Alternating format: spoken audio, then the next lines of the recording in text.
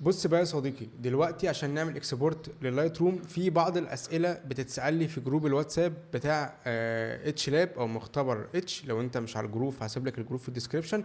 وهو فكره ان انا دلوقتي هل اقدر اعمل اكسبورت للصور كلها مره واحده على اللايت روم؟ تقدر. لو انت بس رحت عملت سيلكت اول على الصور كلها كده، كنترول ايه، تقدر تعمل الصور كلها اكسبورت. طيب، بنروح على كلمه فايل، اكسبورت. هنا بقى دي قائمة الإعدادات اللي ناس كتير جدا بتتلخبط فيها. أنت عندك أول خانة هنا، في لو تختار أول خانة هنا، فأنت بتقول لللايت روم إن أنت عايز الصور دي كلها تتحط في مكان معين. فلما بتدوس هنا وبتدوس على put in sub folder، بتقول له أنت عايز تسمي الفولدر إيه. هسميه مثلا done edit. وهنا تشوز، بتختار بقى الفولدر بتاعك عايز تحطه في انهي بارتيشن في الجهاز. بعد ما تختار البارتيشن تعمل تشوز. فانت كده خلاص الاوردر ده انت او الصور دي هتروح في الحته دي في الجهاز عندك. ده كده اول حاجه. تاني حاجه، عندنا حاجه اسمها رينيم. رينيم دي في ناس بتحب تسمي الصور باسمها او ترقم الصور وهكذا.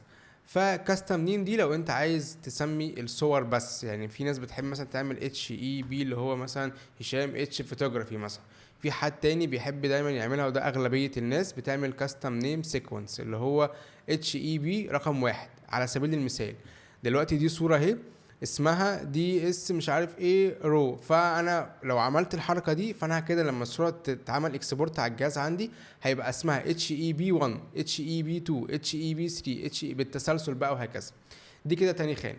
تالت خانة واهم خانة عندنا اللي الناس كلها بتتلخبط فيها، وهو اعمل الصور ايه بأنهي صيغة في دول. احنا طبعا الصورة بتبقى رو بنطلعها بصيغة جيبك. وهنا احنا عايزين نتكلم في نقطة مهمة جدا، وهنا خليني اقول لك على حاجة مهمة ناس كتير قوي بتقع فيها وبيسألوني فيها. دلوقتي الصور الرو بتاعتي بتبقى حجمها كبير جدا، 40 ميجا بايت و50 ميجا بايت.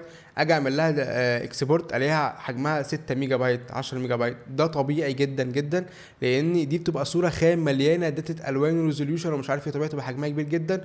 وبعد ما اعمل لها اكسبورت جيبك ان انا خلاص في داتا كتير قوي قوي انا مش محتاجها في الصورة، هو جاب لي العد اديت اللي انا عملته على قد الداتا اللي انا محتاجها، طلع لي الصوره 8 ميجا بايت او 10 ميجا بايت، مالهاش علاقه تماما بالكواليتي بتاع الصور. فده ردا مني على الناس اللي بتقول لا ده كده الصور حجمها بيقل. لا، طبيعي جدا جدا جدا جدا جدا.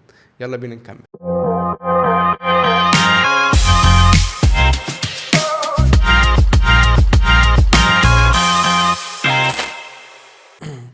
طيب نرجع لموضوعنا بقى، وهي فكره ان انا هنا خلاص الصوره دي انا هختارها جيبك.